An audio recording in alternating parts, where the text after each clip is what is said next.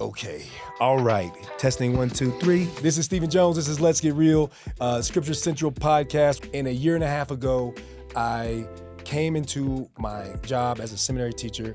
I want to give you the backstory of that.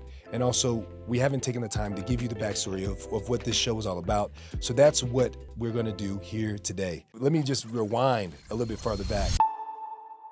I was listening to a talk from President Nelson. Hear him, and he said, the adversary, he's really clever. For millennia, he has been making good look evil, and evil look good. And he even said this, he said that the adversary is not even hiding what he's doing. And maybe you've experienced this yourself. You open up your phone, you're looking at different podcasts, you're looking at different YouTube videos, you're looking at things on TikTok, you're looking at things on Instagram, and it's really kind of hard to know, like, is this a faithful source? Is this story, is the intention genuine? Look at Hollywood. There's a lot of stories, there's a lot of movies, there's millions of dollars being spent. And a lot of this portrayal of what it means to be a member of the church, it's really distorted. But what can we really do about it? The reason why I've decided to team up with Scripture Central is to really combat this attack. But let me even take it back a little bit further. I grew up in Tallahassee, Florida. My parents, they were converts to the church in 1979. My dad's black. This is after the revelation to the priesthood. My mom, she's from South Carolina. She's white. So we have this interracial couple, and they created this, this chocolate vanilla swirl kid. We had 5 kids that I grew up with, and the gospel has always been something that's very, very important to me. Never thought that I would ever go to Brigham Young University. I applied, I got in. I was the mascot, Cosmo the Cougar. I was the president of a Humor U, a comedy club there. There was a commercial that we did at Brigham Young University about, being a scholar or whatever that a lot of people know about. All of these little different aspects of my life kind of intertwining together, kind of trying to figure out what I was going to do with this. And I came to the idea that I wanted to really do something that would matter in 1,000 years, and I started teaching seminary. When I first started, I'd come in with my little PowerPoint. It was all nice and perfect and ready to go. I wanted to go and hit this point and hit that point.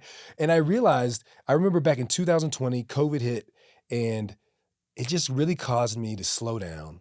I remember the year all the students had to come in with their masks, and you couldn't see anything but their eyes. Everybody was just longing to connect and to make connections. And I took more time. I remember the lesson that I learned that year was just to slow down and listen. Before I started teaching seminary, around that same time, I remembered that a bunch of my friends, talked to me. I had a friend that was a really good friend of mine and really strong in the church. I was just talking to him on the phone, and he was saying, like, hey, have you read this article have you read this? And have you looked at this thing? There's a bunch of essays that were coming out from the church. He was like, I never knew that this happened. I never knew that happened. He told me, he's like, I'm going through a faith crisis. We were actually getting to the point in the conversation where we were debating whether Jesus Christ was real or not. And again, this is a good friend of mine, and I'm not knocking his journey at all. What I'm trying to emphasize is, like, the internet just being filled with all of this information, it's really hard to know what's true. And I noticed that my students were experiencing similar things. I had a card that I would have them fill out, and I called it a heavy card. I had the question, what is the heaviest question that you have about the gospel or the doctrine of the church, policy of the church, the history of the church that you have yet to find a satisfactory answer? And then also I'd have them put down, what is the heaviest circumstance that you are experiencing now? And I'm telling you, it blew my mind.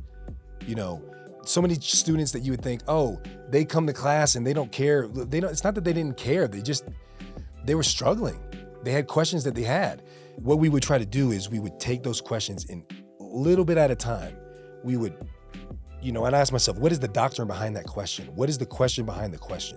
What is the gap? What is maybe something that's being assumed that we don't understand? Then, instead of just coming out and just, here's the PowerPoint, here's the thing that you need to know, the biggest lesson I learned was, I don't just teach lessons, I teach real people. And it just changed my entire focus from that point on. I got to the point in my career where I was like, this is so important. What if I'm only doing this at, 20 students here, 100 students at a time with each class or with each semester. And I was approached by Scripture Central. It's a long story, but I basically got to the point where, like, what if I tried to do this on a bigger scale? What if there was a way to meet students where they are, to meet you where you are, and bring them to sources that are reliable. Bring them to truth that is from the doctrine, that's from the scriptures, that is from God, and make it more clear instead of, having these questions without anything of substance and questioning whether it's from a faithful source or not. And so that's really what we'd like to continue to do with Let's Get Real. Real questions from real people, from you, that you can even submit. There's gonna be a link in the description where you can submit some of your heaviest questions. That's gospel doctrine, that's the history of the church, policy, anything, whatever you feel you have yet to find a satisfactory answer. And we'll do our best to continue to bring on the best guests that answer those questions, but to do it in a real way that's authentic, that's transparent, that's honest, that's clear, and from a faithful source. And so submit your questions and we'll do the best that we can to answer those. And as I say at the end of every episode, I believe that what we've said is true. I've come to know for myself, and it's up to you to find out for yourself. This is Stephen Jones. This is Let's Get Real. Until next time.